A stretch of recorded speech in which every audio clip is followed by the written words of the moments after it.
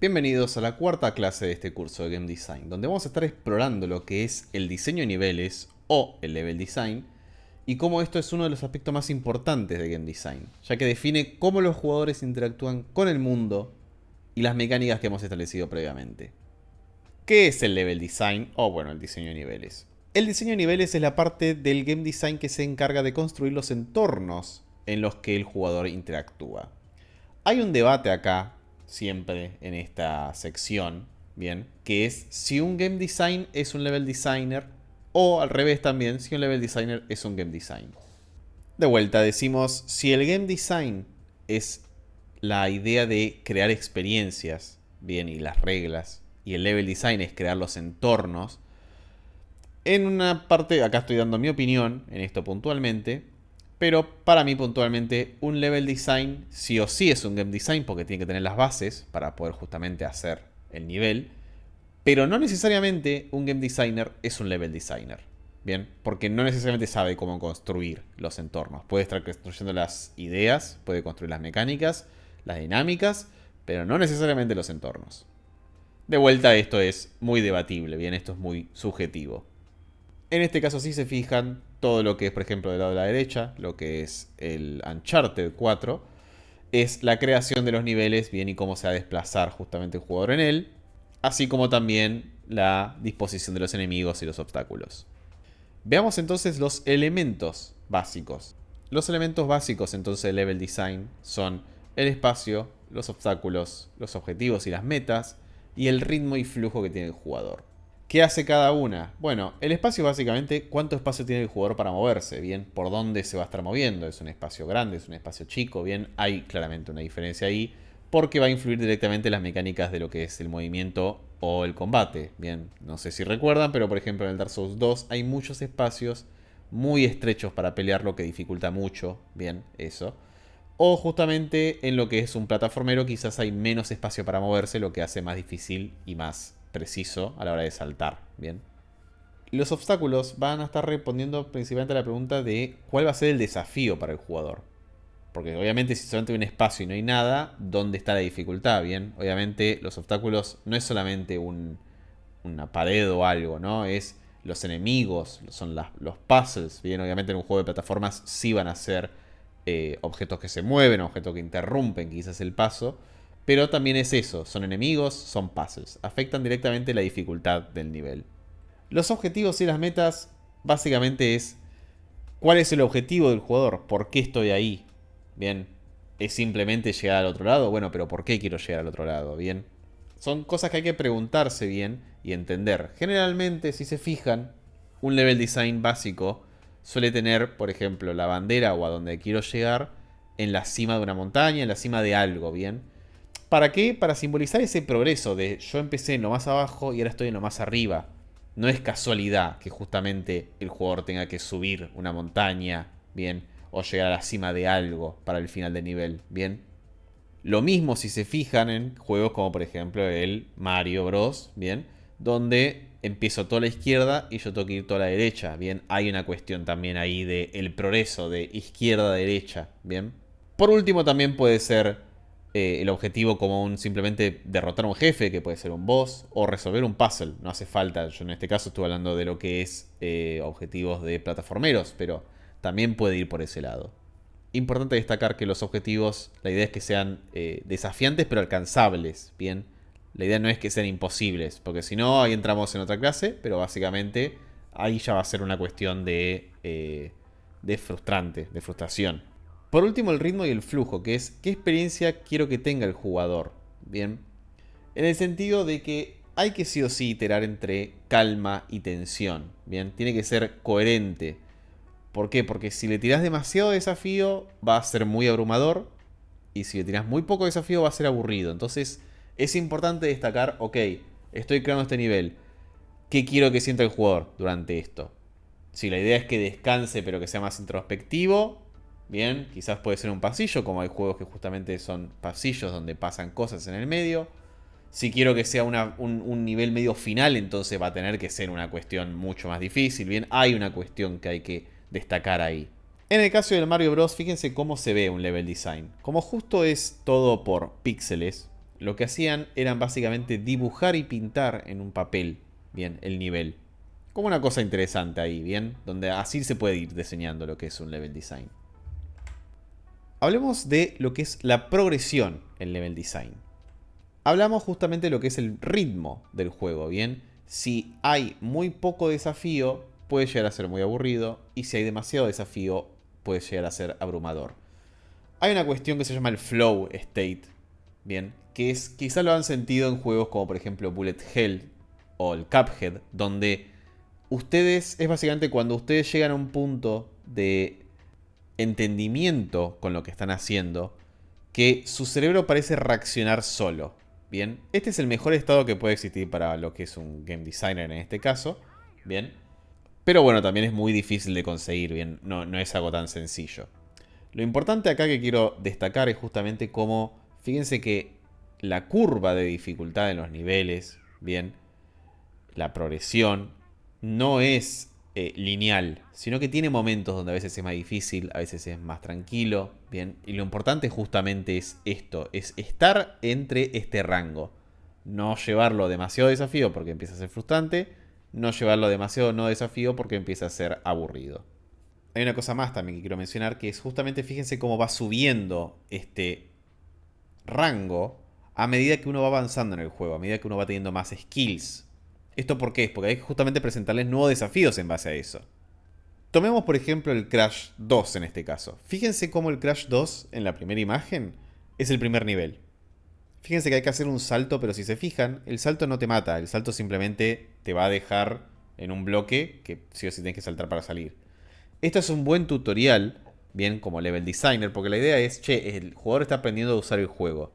No lo mates ya, no lo dificultes tanto, bien. Enseñale de que puede saltar, pero si no, no va a pasar nada en este preciso momento. En el segundo nivel ya empieza a introducir enemigos y ya empieza a introducir huecos, donde ahora sí el salto es más importante. Bien, de hecho, fíjense que justamente esos enemigos te lastiman si vos los tocas. La única forma de ganarlos es pisándolos por arriba. Y en el tercer nivel que seleccioné, fíjense como ya los pozocillos ya son más desafiantes. Hay enemigos entre los lugares que hay que saltar. Y también hay nitros donde te dicen, bueno, salta a lugares específicos y no te choques. De vuelta a lo que voy con esto es, fíjense cómo a nivel de level design va progresando justamente lo que son los niveles y la creación de niveles. Hay que ser inteligente para saber qué nivel estamos queriendo diseñar y para qué propósito. Hablemos entonces de los tipos de niveles, más que nada para que tengan una idea de por dónde va esto. Podemos agrupar los tipos de niveles en 4, que son los niveles de tutorial, niveles de exploración, nivel de desafío y niveles de historia. Los niveles de tutorial obviamente van a ser diseñados para justamente enseñar las mecánicas básicas. Bien, cualquier mecánica básica que queramos enseñar de vuelta al jugador, una nueva mecánica, tiene que ser justamente un nivel de tutorial. Fíjense cómo el tutorial del Cuphead, por ejemplo, te enseña a saltar, bien, poniéndote un bloque que no podés traspasar a menos de que lo saltes, bien. Y después te explica la mecánica del dash, haciendo otro bloque más alto que no lo puedes pasar a menos de que cumplas la condición de dashear, bien, si no, no lo vas a poder saltar. Estos niveles, aunque parezcan sencillos, suelen costar bastante porque hay que diseñarlo para alguien que no sabe nada, bien, y quizás uno, cuando ya tiene bastante tiempo en el juego, siente que las cosas son mucho más fáciles de lo que realmente son. Entonces, es importante este nivel porque justamente es una forma de decir, listo, ya sabemos y estamos todos en el mismo nivel de que esta gente sabe las mecánicas básicas. Los niveles de exploración. Esto básicamente son los niveles donde los jugadores tienen que explorar el mundo, encontrar objetos, resolver acertijos. Un ejemplo que yo traigo es el de The Witness, un juego que hace algo increíble en lo que es niveles de exploración, donde justamente vos vas a estar teniendo que encontrar estos acertijos y estos puzzles, investigando y explorando el nivel. Después tenemos los niveles de desafío, que estos suelen ser los más fáciles de pensar, bien, son todos los que se centran en un reto, bien, es un jefe, una serie de obstáculos complejos, bien. Y por último tenemos lo que es los niveles de historia, niveles que avanzan la narrativa del juego, introduciendo nuevas tramas o desarrollos. Principalmente acá es muy específico, bien, en general lo suelen mezclar con algo, pero son principalmente eso, encargados para decir, bueno, acá va a suceder este avance de la historia. Obviamente es importante decir que para cada tipo de nivel vamos a necesitar distintos especialistas, ¿bien? no es lo mismo un diseñador quizás... Si bien en general un diseñador se encarga de todo, a veces suele pasar de que se escogen diseñadores específicos para niveles específicos. Es también mucho dependiendo de lo que vayamos necesitando y qué sea más importante y qué no. Hablemos ahora de lo que es el diseño de enemigos o el diseño de obstáculos. Es importante que a la hora de diseñar estos obstáculos tengamos en cuenta estas tres cosas: la variedad, la coherencia y el equilibrio. Con la coherencia, a lo que quiero ir, por ejemplo, es que se alinean a la historia, a la narrativa. Bien, si están muy por fuera, que hace que no tengan sentido, se van a sentir raros. Como por ejemplo, si en el, no sé, vamos a decir, en el Mario Bros. De la nada meto un boss como por ejemplo del Dark Souls, con un diseño así, se va a sentir raro porque no está estéticamente integrado. Así que es importante tener estas cosas en cuenta por más simples que sean. El equilibrio obviamente es lo que justamente va a dar esa sensación de justo. Bien, el Dark Souls, por ejemplo, se conoce como que es justo porque las mecánicas te las dan y los enemigos siempre se comportan igual. Entonces, de una manera se siente como que uno es el que hace los errores.